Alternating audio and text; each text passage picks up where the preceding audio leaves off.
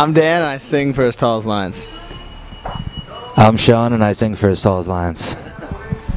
I'm Julio, and I what do I do again? I sing for As Tall as Lions. I'm Cliff, and I definitely I sing for As Tall as Lions.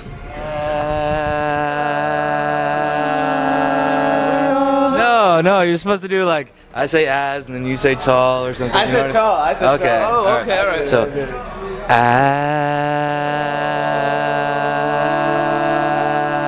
lion. Oh my God, we suck. Wow, that's a really good question. I think like anything, you just get better at what you do the longer you do it. You kind of pick up like a lot of small little things here and there. For me personally, the biggest thing that I realized was especially recording producer related kind of things. For a while over the course of these past 3 albums, we were always constantly looking for the perfect producer to kind of guide us through it and, you know, shape the songs that we thought were kind of, you know, diamonds in a rough to actually make them like, you know, really nice. And after recording this album and looking back on everything else, and with no offense to any producer that we ever worked with, I kind of felt that the more you trust your gut, the better. It's kind of like one of those SAT kind of things where like the first answer that you think is the right answer probably is the right one. Even on this tour that we're doing right now, we're playing a lot of songs off of the latest album in the original demo format that we actually wrote it in, rather than the album version that it actually came to be. So for me, I mean, that was a big one. Yeah, like Sean said, it's just like anything else. You kind of learn what to do the next time and what not to do the next time, you know. And yeah, you know, for us, we spent a lot of time in the studio, and we also have a kind of a practice space / our own little recording studio at home.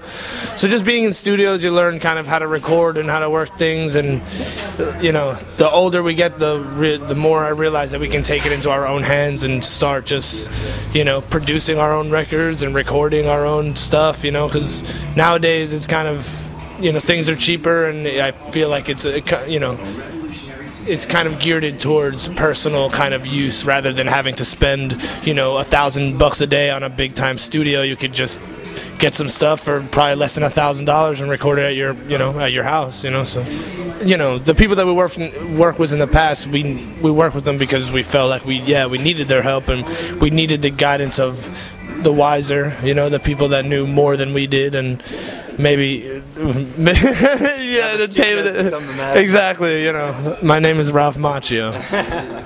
But yeah, to have as much control as possible over as much as we can, you know what I mean? We always have, but now in the aspect of recording and producing and things like that, I feel like we're all at the point where we feel the most confident that we can probably just take it into our own, you know? I think more so there comes like a genuine kind of performance that you get when you're doing everything by yourself. You feel totally comfortable, and you're like in your environment, and that's kind of when you shine. When you're in like a studio, sometimes it kind of feels like a hospital or something. It's like very sterile. They actually tell you, like, you know, like, press record, now go, you know, like, for a musician, like, that's not really how a lot of us work. I think if it's in our own hands, we kind of do what we want, not so much like, you know, the producer's telling us no or the record label's telling us no. It's more of trying to capture the intimate moment that you get when, you know, you're actually recording, say, a vocal take by yourself. I know, for instance, on the last record, Julio recorded a couple of vocal takes that we were kind of like, nah, like, it sounds good, but it's not there. The 2 songs that I sing on, I recorded them at the studio, and because of all the, like, outside stimulation and just all the, you know, just being in the studio and that whole thing, I felt like the take wasn't really there. So we got done with the recording, and we flew back home, and one day I just went and then recorded the vocals alone in our studio and just emailed them back to our producer. And, you know, it seems that's just the way we're going a little bit more so. There's definitely a lot of elements when you're in an actual recording studio that can take you out of making the music.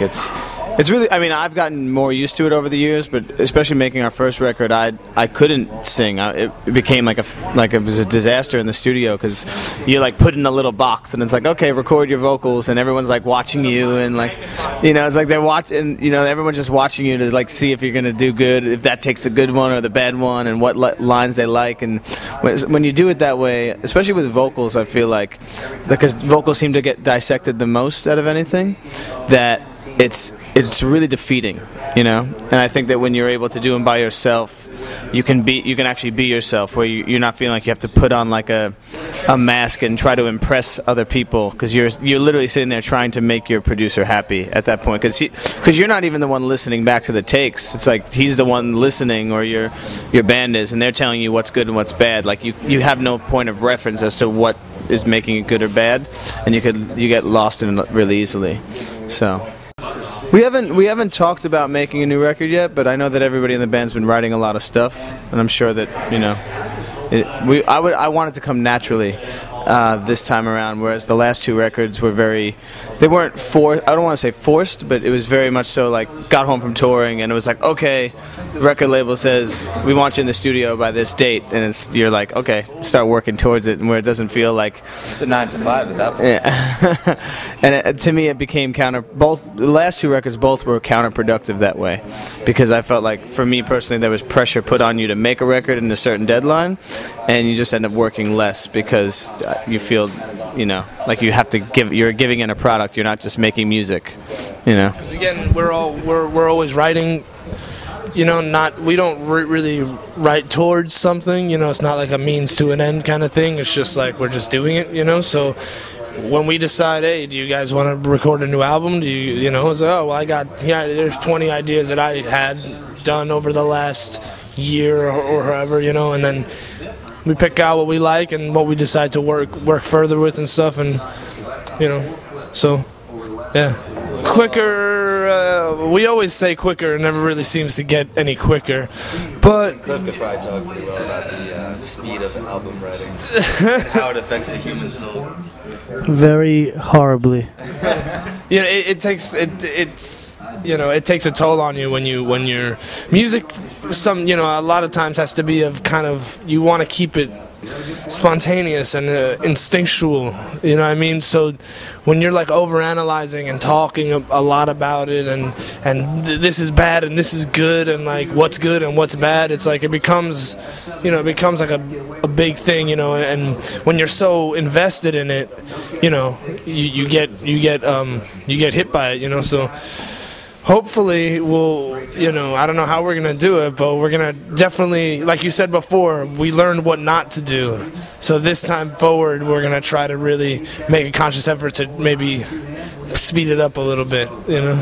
To me, it's a laugh because, like, what Julio was saying before with going with your instinct, music is such like an in-the-moment kind of thing, and it's so instantaneous. And even the thought of writing a song and...